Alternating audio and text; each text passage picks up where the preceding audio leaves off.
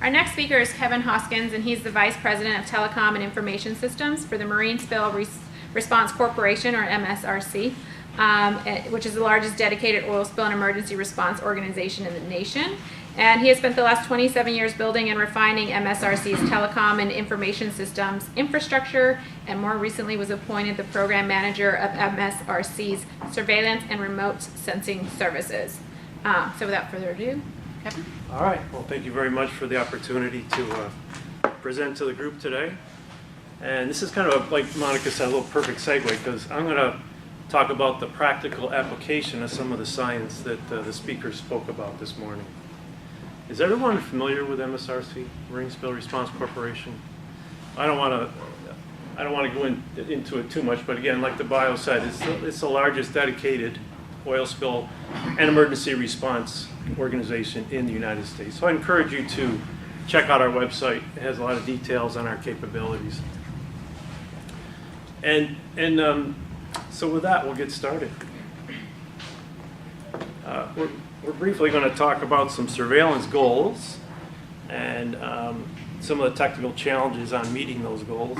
And then I'll give you an overview of what MSRC has in our inventory as far as surveillance technologies or platforms. And then I'll go into a little bit more detail on a system that we call TRACS, or the Tactical Response Airborne Classification System. That's a mouthful. And that's and also an aerostat that we use. And then I'll close the presentation with some opportunities for this technology beyond oil spills. What are surveillance goals for our effective oil recovery? I think first is timely tactical decisions, and I can't emphasize enough timely. During Macondo, there were several times where we would get overflight information, but the information was so stale that by the time we got our assets to that location, the oil had moved, or it was a false target. So timely tactical decisions is very important. Find and stay with the oil, and then reposition our assets as it moves. Another goal is to target recoverable oil. Again, like I said earlier, we were sent to chase after false targets or non-recoverable oil, or oil that had moved because the information we got was 4 or 5 hours old. And then, again, avoid false targets. We need complete information. Multiple surveillance technologies complement each other and give us a really good overall picture. And finally, we want to be able to expand the operating window beyond daylight, and also when weather conditions aren't optimal. All right, so what are some of the challenges to these goals? Oil water footprints fingerprints are complex, and I think Oscar's slide there that depicted the various types of oil and how the sensors discern that oil was very interesting to me. There are a variety of types and thicknesses. No single sensor provides all the answers, right? Some can only provide detection.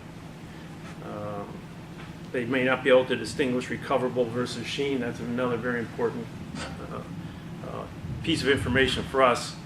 We need to have actionable oil. So, and again, false targets. And then finally, environmental limitations, clouds or humidity can impact the quality of thermal infrared imagery. And then obviously when you're in low light, the optical sensors become much less effective.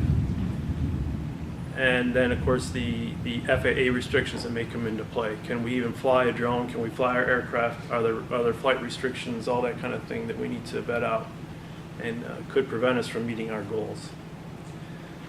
All right, so with that, I'll walk you through the technologies that we currently utilize. First, again, we have taken a very tactical approach to this. Our interest is in identifying the actionable oil, and then the ability to direct our on-water assets to that location. So the first thing I'll talk about is our visual observation report. That's an application that we built for iOS devices. It runs on your iPhone or your iPad, and it utilizes the internal camera and GPS. So basically we can get in an aircraft, go out there and plot the spill, build a workbox, characterize the oil, take pictures, make notes, and then at the end of the day this all gets exported into a PDF document and emailed as soon as we can get back into the cellular coverage. So very useful tool. I remember the days of the folks going out with their computer and their phones and the cameras and trying to put all this information together in the back of an airplane. Now it's we take our iPad and off we go. Next is the aerial platform, the TRAX. Again, we love those acronyms. It's multispectral and thermal infrared technology. Again, this is an exclusive agreement we have with a company called Ocean Imaging. I know there's a lot of folks in the room that know Jan and Mark, but it's their equipment. They put this stuff together basically for us. It's designed for non-technical people to operate. Aerostat, we have 3 of those systems as well. They have HD and thermal infrared technology. And again, not quite as high a height of eye, but they have a long hang time, and they can be up in the air 24 hours. Next is the vessel-mounted systems. We have 14 oil spill response vessels, 210 foot. They were specifically designed for oil spills to clean up oil. And so we have X-band and FLIR technology mounted on all of those vessels. Again, a little bit lower height of eye. The antennas are about 75 feet. Detection up to 2 miles. And then they can start to discern thick or actionable oil from sheen at about 1,000 feet. So. And then we have some portable FLIRs for, again, more acronyms, platform supply vessels that we use as skimming vessels. We can actually put skimming platforms on these supply boats and then give them some FLIR capability to help them identify the thickest part of the slick. And drones or UAVs. We don't own any. We do have contracts with several providers that do this routinely, and certainly Oscar would be one of the guys that I'd want to call if we had a need. So, but there's a lot of versatility, a lot of sensors coming out that improve their applications. So let's talk a little bit more in depth about the Tactical Response Airborne Classification System. I'm going to show you a picture of the original. This was when we first established our relationship with Ocean Imaging, and this was their proof of concept, and we needed to come up with a solution that we could streamline the installation process and make this basically fit in any aircraft that had a downward-looking observation port. So we did a little re-engineering, and this is the system as it exists today. And very quickly you can see what is labeled as a positioner there. That's the red box. That's basically a GPS on steroids. That corrects for the speed, pitch, roll, and yaw of the aircraft. And the operators basically sit in the aircraft with a laptop that's got a remote desktop connection to the main computer, and they control the 2 cameras. They can view what the cameras are seeing, and they can control what they want to record. So again, thermal, infrared, and multispectral cameras. And the computer that you see there is actually doing all the processing. So across you can see some of the imagery that this will produce.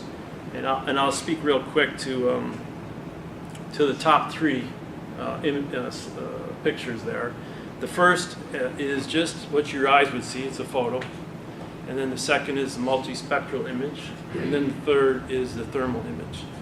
And to me, the thermal image is the most interesting, because the bright white is actually emulsified oil, and that's the thickest oil. And that's the hottest, right? So this is IR, and white is hot. And the black is still actionable oil, but in this particular image is cooler than the surrounding water. And but it gives you a really good snapshot of what's out there and where you should focus your attentions. So Again, we want to differentiate between thick and thin oil, recoverable versus sheen. We can cover a large area, and just to give you kind of an idea of what that means, at an altitude of 5,000 feet, the image swath is 5,600 feet. And the pixel resolution for multispectral is about 3.47 feet, and the thermal pixel is 5.5 feet. So again, pretty good resolution. Now remember that when we're actually flying and we want to image a large area, there will be some overlap. So we don't have spaces when we try to stitch it all together. All right, so our deployment strategy is we don't have dedicated aircraft. They're very expensive. So what we've done is pre-identified aircraft, what we call aircraft of opportunity. They have to have a downward-looking observation port. They have to meet our safety standards. And we have several located around the country, Virginia, Louisiana, California, and Hawaii. And the system is operated by our personnel. We have a strike team made up of operational folks and some of my telecom gurus that understand all the science and the computers and how it all connects up. And we have about 16 people on the strike team, and it's an additional duty to these guys. And we train routinely on this equipment. 3 systems located in New Jersey, Louisiana, and the state of Washington. And some of the technology does have export restrictions on it, and because we are very interested in the ability to use this technology if there was a spill that went into Mexican waters or off the coast of Mexico, that we could use this. So we did get a what's called a tools of the trade exemption from in order to use this technology there. And let me see. So the operator can do the images, and they can create a mosaic in the aircraft and send that mosaic real time down to one of our vessels, and then they can use that information right on the bridge and take a look at it. Like they say, a picture paints 1,000 words. And we can also send them a geotiff, which then they can actually import into their navigational system, and then they've got, they can get their heading information and all that right out of that information. So pretty streamlined. And nighttime operations, of course, the thermal infrared isn't impacted by the lack of light. And we'll talk a little bit more about the thickness stratification maps that can be developed from this as well. And we do actually have one of these stratification maps from a training evolution that we're going to do off the coast of California. And at the same time, as luck would have it, the Refugio spill happened. So we were able to take that opportunity and go out and image that spill. And this is the stratification thickness map that resulted from it. So this is the type of product that you can get from the images and from ocean imaging. Typically, this is a little more time consuming. There's a lot of data that you collect. We need to transfer that data out to ocean imaging in Colorado. It takes them about 4 to 6 hours to turn it around. Here's another example. This, I believe, is from the Macondo spill, of some more images that were done by Jan and Mark, and of course the colors depict the thickness. And if you have sequential overflights, you have the capability to also provide drift movements with estimated speed and direction.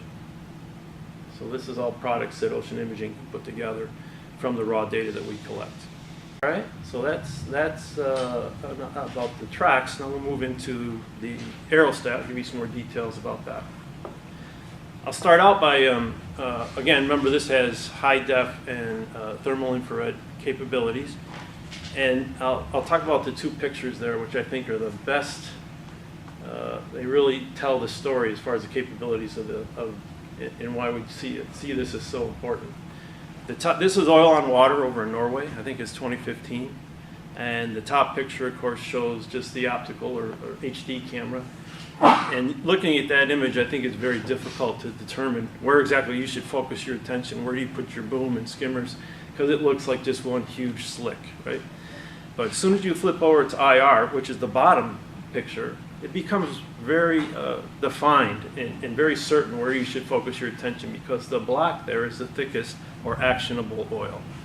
So that's the beauty of this system. You can flip back and forth, and because IR typically does not depict or sheen. So if you see it in IR, it's usually actionable. You can skim it. Medium range, we're capped at 500 feet that we can fly the balloon. Relatively low cost. Helium really is, it has a 12-hour hang time. It's battery operated, so every 12 hours bring it down, swap the battery, top it off with helium, and send it back up. FAA restrictions pretty much non-existent in uncontrolled airspace. The only additional requirement at night is that you have to light the tether and make sure that there's a strobe on top of the balloon. And again, we can track the oil. That's we put it on back of one of our OSRVs, and as the oil starts to move, this system will help them stay with it. We can deploy from a variety of platforms. Whether we've done some jobs where it was in the back of a pickup truck, and I'll show you, I'll talk about that in a case study here in a couple of minutes. So again, we want to direct resources to the thickest oil, day and nighttime operations, and we can also send this information pretty readily off the vessel to other command centers or so forth. Here's just a couple of pictures of a deployment we did a couple of years back in California. Again, we used the helo deck of one of our oil spill response vessels to deploy from. It's a perfect platform for that. Then you can see the right hand is just the balloon that's deployed. I think it's roughly about 350 feet there. So mandatory to have a cut down system for these balloons. So basically it's an RF link that we have a guy that's always watching the balloon, and if for some reason it gets off the tether, you activate the self-destruct button, and it burns a hole in the balloon, and the balloon kind of just comes down. So all right, a couple of quick case studies real quick. The top one is one I think I was referring to, where we had a customer that had a tank farm on a river that was at flood stage, and they were really concerned about what might happen if the flood got into the tank farm, and what would happen to the tanks, especially at night, because it was very difficult for them to monitor it. So we were able to take the aerostat out there, fly it at night, and watch that for them, and it's amazing the detail from the IR camera. You can see the level of the fluids in the tanks. So it actually wasn't something that we had ever imagined using it for, but it actually worked out very well. And the second, the bottom picture there is something that just happened last year as a result of Hurricane Harvey. We had a customer where they had several of their tanks where the floating roofs failed. And so they had a lot of these tanks where they had product and water on top of the floating roofs that needed to be pumped off. And so we took the aerostat and we gave them an eye in the sky, so to speak, so that they could make sure that the operation went off without any issues. So again, something I never imagined we'd use this tool for, but it actually worked very well for that application. All right, so I'm getting close to the end here real quick. We're going to talk about some other opportunities that we're also looking at for this equipment. One of the things I think might really work well is to take this use it for forest fires, fire mapping, marking hot spots and so forth with the aerial platform. And then, as you can see, flood contamination, surveillance, pipeline leaks, storm surge, and oil seep monitoring. So I think that, again, outside of what we originally intended to use it for, we're just looking for oil on water during an actual emergency response. So, and then I will close with a little training evolution that we did in May, and decided to see what we could see if we flew over the lava flows from the volcano out in Hawaii. And it was really a unique opportunity, and we flew with the TRAX system, and The left-hand picture is the multispectral camera, and it really didn't give us a lot of good detail because we were looking through some soot and smoke that came from the volcano, so we really didn't have a good visual look at it. But the IR, I think, imagery is what really kind of surprised us, in that it did see through that the smoke and soot and gave us a very good detailed depiction of where that lava flow was. So very interesting and all really cool stuff. So again, thank you. This I just wanted to pass. This was our a practical use of the science that you're all talking about today, and thank you for the opportunity. Thank you.